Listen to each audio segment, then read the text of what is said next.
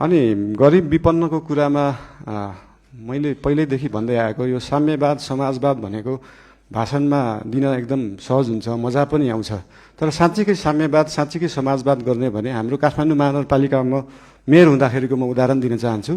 हामीले विपन्नलाई जुन प्राइभेट स्कुलमा 10% स्कलरसिप दिनुपर्छ त्यसलाई इक्जाम लिएरै एकदमै मजाले लागू गरेका थियौँ। त्यहाँ चाहिँ विपन्नले एकदमै महँगा कलेजहरूमा पढ्न पाए। साँच्चीकै समाजवाद भने त्यो हो।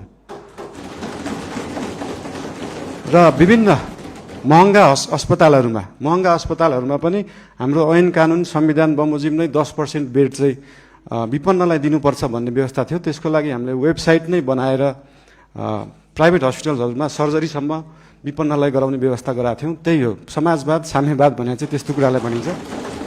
र यही 10% विपन्नलाई दिनुपर्ने कुराहरू शिक्षा र स्वास्थ्यका कुराहरू हामी देशैभरि लागू गर्न खोज्दैछौँ।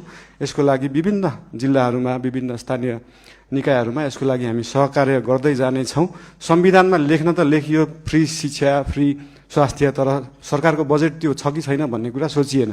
त्यही भएर अहिलेको लागि हामीले सबैलाई नभएर विपन्न वर्गलाई, कम्तीमा विपन्न वर्गलाई चाहिँ फ्री शिक्षा फ्री स्वास्थ्य दिनमा हाम्रो नेपाल सरकार र हाम्रो राष्ट्रिय स्वतन्त्र पार्टी त्यसमा चाहिँ एकदमै लागेको छ। धन्यवाद।